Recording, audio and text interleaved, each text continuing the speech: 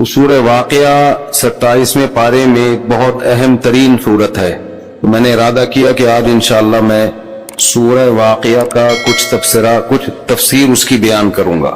اذا وقعت الواقعات ليس لوقعتها كاذبة خافضة رافعة اذا رجت الارض رجا وبست الجبال بسا.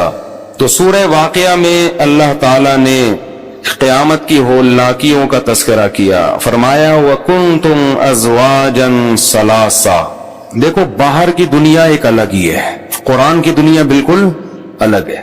قرآن وہ باتیں کر رہا ہے جو پبلک بالکل بھی نہیں کر رہی, اور پبلک وہ باتیں کر رہی ہے جن کی قرآن کوئی ویلیو ان کو دیتا ہی نہیں. تو دونوں کی سنا کریں, ٹھیک ہے نا, دونوں کی سنا کریں, پھر تجزیہ کیا کریں کہ پبلک جو کہہ رہی ہے وہ ٹھیک ہے یا قرآن جو کہہ رہا ہے وہ ٹھیک. پبلک کہہ رہی ہے کہ انسانوں کی بہت ساری قسمیں ہیں, کچھ کالے ہوتے ہیں, کچھ گورے ہوتے ہیں, گورے اچھے لگتے ہیں, کالے ان کو اچھے نہیں لگتے. کچھ دولت مند ہوتے ہیں, کچھ غریب ہوتے ہیں, دولت مند اچھے لگتے ہیں, غریب اچھے نہیں لگتے. کچھ چھوٹے قد کے ہوتے ہیں, کچھ اونچے قد کے ہوتے ہیں, چھوٹے قد کے اچھے نہیں لگتے, اونچے قد کے اچھے لگتے ہیں. کچھ کمزور ہوتے ہیں, کچھ طاقتور ہوتے ہیں, کمزور اچھے نہیں لگتے, طاقتور اچھے لگتے. یہ قسمیں ہیں انسانوں کی. تو جب ہم دیکھتے ہیں تو ہمارے ذہن میں اچھائی اور برائی کا ایک معیار قائم ہو جاتا ہے. یار گورے سب کو اچھے لگتے ہیں, تو کریمیں لگا لگا کے کیا کر رہے ہوتے ہیں, اپنے آپ کو گورا کرنے کی کوشش کر رہے ہوتے ہیں.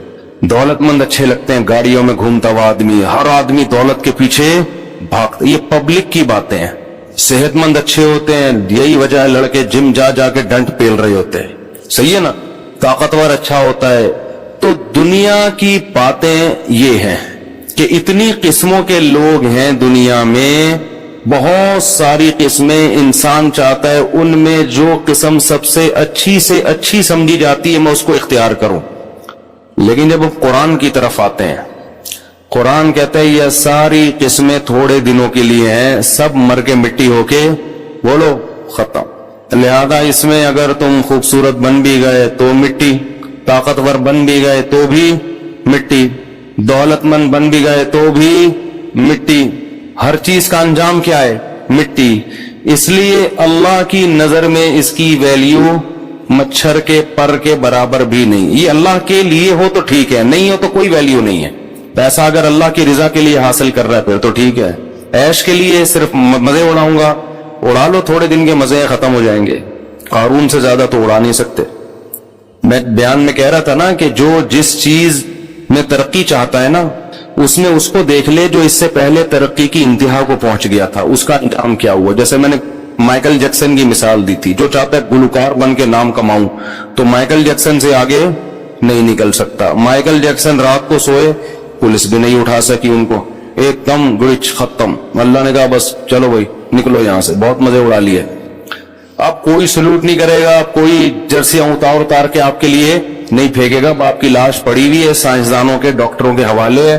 وہ اگر آپ کی کوئی گردہ الٹا نکال کے کسی کے فٹ کرنا چاہیں ان کی مرضی, وہ آپ کو قبر میں دفنائیں ان کی مرضی, آگ میں جلائیں ان کی مرضی, آپ کے اسپیئر پارٹ فریز کر لیں ریسرچ کے لیے ان کی. اب آپ کی وہ ویلیو, وہ کیا کچھ بھی ویلیو نہیں ہے. بہت مزے اڑا لیے, چلو نکلو یہاں سے. اگر آپ دولت مند بننا چاہتے ہیں تو کتنا قارون سے آگے نہیں نکل سکتے. قارون کی جو خزانے کی چابیاں جانور لے کے چلتے تھے, چابیاں اتنی زیادہ تھیں, ہمارے تو خزانے جانور نہیں لے سکتے. 2-4 چیک جیب میں پڑے ہوئے ہوں گے, ایک تھیلا پڑا ہوا ہوگا اس میں سکہ رائج الوقت ہوگا, بہت زیادہ یہی ہوگا نا, ٹھیک ہے. اتنا تو نہیں ہے کہ چاندی کے ڈھیر گودام میں پڑے ہوئے ہیں اور ان کی چابیاں ہی جانور لے کے چل رہے ہیں, لوگ لے کے جا رہے ہیں. بھائی بہت ہے خزانے. تجوریوں کی چابیاں, اتنی تجوریاں کتنی ہوں گی. تو قارون کو کراس نہیں کر سکتے. کیا ہوا, دھس کے مر گیا. ایسا ہوتا تو ویسے ہی مر چکا ہوتا, پڑا ہوا تو قبر میں ہی ہوتا. تو آپ اگر حکومت چاہتے ہیں کہ یار نہیں یار کوئی عہدہ ہونا چاہیے, کچھ عہدہ ہو, کچھ محلے کا کوئی ناظم بن جاؤں, اسمبلی کا ممبر نہیں بن سکتا تو محلے کا کوئی ناظم بن جاؤں, یا میں 21ویں گریڈ کا آفیسر بن جاؤں, کچھ تو بنوں, کب تک 11ویں اسکیل پہ جاب کروں گا. تو بھائی آپ فرعون سے آگے بولو نہیں. ہزاروں کو قتل کر دیا, کوئی آواز اٹھانے والا نہیں. اتنا روب, اتنا دبدبا. وہ بھی مر گئے انا للہ ہو کے ختم. بڑی باتیں کی اس نے, انا ربکم الاعلی, میں یوں ہوں میں یوں ہوں, پانی میں ایک غوطہ لگایا ہے, سب پھنے خانیاں ختم. نہ بھی لگاتا ہوتا اب تک ویسے ہی مر چکا ہوتا. تو اس لیے یہ تو کھلونے ہیں, یہ حکومت, یہ دولت, یہ پلاٹ, یہ بحریہ ٹاؤن, یہ گاڑی, یہ سب چیزیں کیا ہیں؟ کھلونے ہیں کھیلنے کے لیے, آزمائش کے لیے اللہ نے دیے ہوئے ہیں. تو یہ اللہ کی باتیں ہیں, یہ پبلک کی باتیں. یہ گھر میں بیوی آپ سے اس قسم کی باتیں نہیں کرے گی, بیوی سے شوہر اس قسم کی باتیں نہیں کرے گا, ابا بچوں سے ایسی باتیں. ابا کہے گا بیٹا کیا کر رہا ہے آج کل, تو کما کتنا رہا ہے جب تیری پینٹ میں ہاتھ ڈالو کچھ بھی نہیں نکلتا. یہ تو خیر ابا نہیں, ہے تو بیوی یہ باتیں کرتی ہے, کیونکہ پینٹ میں ہاتھ کون ڈالتا ہے؟ جب لٹکی بھی ہوتی ہے نا تو سب سے پہلے بیگم پینٹ میں ہاتھ ڈال کے بٹوا چیک کرتی ہے, کچھ نہ کچھ پیسے بہت سے بتا کے کرتی ہیں, بہت سے چھپا کے بھی کرتی ہیں. تو یہ سب پبلک کی باتیں ہیں. حتیٰ کہ بسا اوقات مسجد کے امام صاحب بھی تنخواہ پوچھ رہے ہوتے ہیں کہ بھئی تنخواہ کے حساب سے اس سے چندے کا مطالبہ کیا جائے, ٹھیک ہے نا. لیکن اللہ کی یہ باتیں بالکل بھی نہیں ہے. اللہ کیا باتیں کرتا ہے؟ اللہ کہتے ہیں کہ یہ جتنی کائنات ہے نا, ہر چیز کی ایک ایج ہے. یہ ہمیشہ کے لیے میں نے کچھ بھی نہیں بنایا, ہر چیز کو فنا ہے. ہم دیکھ رہے ہیں واقعی ہے بھی ایسا. مچھر کی زندگی ایک دن کی ہوتی ہے, وہ ایک دن میں پیدا ہو کے بچے دے کے انڈے دے کے زندگی گزار کے مر کے ختم. کھٹملوں کی بھی پتہ نہیں 2-4 دن کی ہوتی ہوگی, لیکن وہ 2-4 دن میں اتنے کھٹمل پیدا کر کے جاتا ہے کہ اتنے کھٹمل کے لگتا ہے کہ وہ جو پیدا ہوا تھا نا تو سارا دن اس کے علاوہ کوئی کام اس نے کیا نہیں ہے. ہزاروں انڈے بچے پیدا کر کے جاتا ہے کمبخت, لیکن وہ بھی 2-4 دن کی زندگی. کسی کی زندگی 500-500. بعض جانور, میں خود تنزانیہ کے ایک جزیرے میں 300 سال پرانے کچھوے دیکھے ہیں. یونائٹڈ نیشن کی طرف سے ان کو پر لکھا ہوا ہے کہ ان کی عمر اتنی ہے, بالکل ایک اوتھینٹک. اور جو کچھوا آج پیدا ہو رہا ہے اس پہ بھی وہ لگا دیتے ہیں اس کی ڈیٹ آف برتھ. 300 سال پرانے کچھوے زندہ رہتے ہوئے ان کو شرم بھی نہیں آ رہی کہ یار بس کرو, کتنی جنگیں دیکھ لی انہوں نے, کتنا زمانہ دیکھ لیا. تو اسی وجہ سے اللہ نے اس کو جب سست بنایا نا تو ہر کام اس کا سستی سے, مر بھی سستی سے رہا ہے, مرنے بھی. تو انسانوں کی ایک عمر ہے, تو اللہ نے بتایا اسی طرح اس کائنات کی بھی ایک ایج ہے, یہ بھی ختم ہو کے فنا ہو جائے گی. تو پھر ہوگا کیا؟ اللہ کہتے ہیں یہ کائنات بھی فنا ہوگی, یہ پہاڑ اپنی جگہ سے ہلا دیے جائیں گے, ایک سور پھونکا جائے گا, صاعق من فی السماوات ومن فی الارض, سب برباد نظام عالم. زنا کرنے والے لڑکے لڑکی سے رشتہ رکھنا چاہیے یا نہیں, کسی کے بارے میں سب کو پتا ہو کہ یہ دونوں زنا کرتے ہیں تو ان سے تعلق ختم کر دینا چاہیے.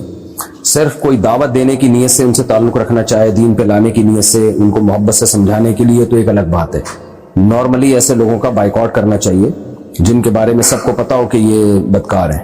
تو ہاں میں نے بتایا دعوت کی نیت ایک الگ بات ہے, مبلغ کیا کسی سے ریلیشن قائم کرنا تاکہ لوگ گناہ چھوڑیں ایک الگ بات ہے.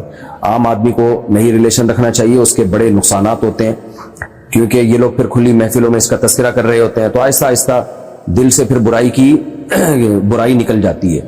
نبی صلی اللہ علیہ وسلم نے ارشاد فرمایا کہ بنی اسرائیل کے علماء لوگوں کو گناہوں سے روکتے تھے, پھر اس کے بعد خود ہی انہی کے ساتھ دوستیاں یاریاں بھی رکھتے, گپ شپ بھی رکھتے. حدیث کا مفہوم میں اپنے الفاظ میں بیان کر رہا ہوں. تو ہوا یہ کہ پھر اللہ تعالیٰ نے دل سب کے سیاہ کر دیے, تو اس لیے اس میں بہت احتیاط کی ضرورت ہے جو کھلے عام گناہ کر رہے ہوں. یہ سال ثواب کے لیے عمرہ کریں تو تمام مرحومین کے لیے ایک ہی عمرہ کر لیں یا الگ الگ کریں, مثلا بہن بھائیوں کے لیے الگ اور والدین کے لیے الگ, سب طرح سے جائز ہے جی, جیسے آپ کو اچھا لگے. یہ سال ثواب میں زیادہ فوکس صدقہ خیرات کو کیا کریں جس کا صراحتاً حدیث میں ذکر ہے. تو آج کل صدقہ خیرات لوگ کر نہیں رہے ہوتے, ٹھیک ہے عمرہ بھی کر سکتے ہیں لیکن صدقہ خیرات کو زیادہ فوکس کریں. منصوص ہے, صحابی نے عرض کیا افاتصدق عنہا, میری ماں کا انتقال ہو گیا صدقہ کروں, ان کی طرف سے نبی نے فرمایا ہاں. جو لوگ اپنی بیماری کی وجہ سے روزہ نہیں رکھ سکتے اور معاشی حالت بھی ایسی ہے کہ فدیہ بھی ادا نہیں کر سکتے, تو کیا روزے معاف ہو جائیں گے؟ یا بیماری ایسی ہے کہ بعد میں قضا بھی نہیں رکھ سکتے؟ جب بیچارے روزہ بھی نہیں رکھ سکتے اور غربت اتنی ہے کہ فدیہ بھی نہیں دے سکتے, تو پھر اللہ معاف کرنے والا ہے, کیونکہ اللہ نے یہی کہا ہے کہ جو روزہ نہیں رکھے وہ قضا کرے, اور قضا بھی نہیں ہو سکتا تو فدیہ دے, تو کچھ بھی نہیں ہو سکتا تو اللہ کرے. البتہ قضا رکھ سکتا تھا اور بلا وجہ تاخیر کی اس نے, بڑھاپے تک پہنچایا اس قضا کو تاخیر, پھر گناہگار ہوگا, پھر توبہ استغفار کرنی پڑے گی اس کو. قیصر احمد کشمیر سے ہمارے یہاں ایک عالم ہیں جو کہتے ہیں کہ بنا داڑھی والے چہرے کی طرف دیکھنا حرام ہے. ایسا نہیں ہے. وہ عالم کا شاید یہ مطلب ہوگا کہ جو نوجوان بچے ہوتے ہیں جن کی داڑھی نہیں نکلی ہوتی, خوبصورت بچے ہوتے ہیں, تو جو لوگ لڑکوں سے بدفعلی کی جن کو عادت ہوتی ہے, یہ ایک بیماری ہوتی ہے, تو اس طرح کے لوگ ایسے لڑکوں کو دیکھتے ہیں تو ان کے دل میں برے خیالات آتے ہیں, کیونکہ آج کل فساد کا دور ہے. تو اس لیے بعض علماء اس میں بڑی شدت کرتے ہیں کہ سب پہ پابندی لگاتے ہیں, ایسے لڑکوں کی طرف نظر ہی نہ اٹھاؤ. تو وہ کوئی شرعی مسئلہ نہیں ہوتا, وہ اس لیے برا کہتے ہیں تاکہ آپ برائی سے بچے رہیں اور ہومو سیکشولیٹی کی طرف آپ کی جو ہے آپ کی ڈیزائرز پیدا نہ ہو. تو آج کل شادیوں میں بھی تاخیر ہوتی ہے نا, جائز طریقے سے جب آپ کی حلال خواہش پوری نہیں ہوتی تو انسان پھر گند میں منہ مارنے کی کوشش کرتا ہے. تو اس لیے ہمارے بعض مشائخ اور اکابر اس مسئلے میں بہت احتیاط کا حکم دیتے ہیں, یہ اس وجہ سے کیونکہ فساد کا دور ہے, شہوت پرستی کا دور ہے. باقی یہ ایسا نہیں ہے کہ اہل طلاق سب کے لیے حرام ہے, سب ایک جیسے نہیں سوچ والے ہوتے. بہت سے لوگوں کو جن کی ٹائم پہ شادی ہو, پاکیزہ ذہن ہو, ان کی کبھی بھی کسی لڑکے کی طرف توجہ جاتی نہیں ہے. وجہ اس کی ہے کہ یہ نیچرل نہیں ہے, یہ تو گھن آتی ہے انسان کو اس کے تصور سے بھی, کیونکہ اللہ نے مرد کے لیے عورت بنائی ہے اور عورت کے لیے مرد کو بنایا. تو لیکن بہرحال فساد کا دور ہے, اس لیے اور بعض علماء اس میں سختی کرتے ہیں اور کرنی بھی چاہیے.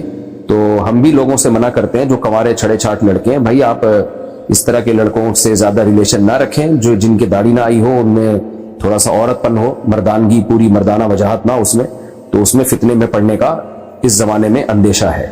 اس لیے احتیاط کا حکم دیا جاتا ہے, ورنہ شریعت میں صراحتاً ایسا کوئی حکم نہیں ہے. اگر شوہر کہہ دے کہ میرا تمہارا گزارا نہیں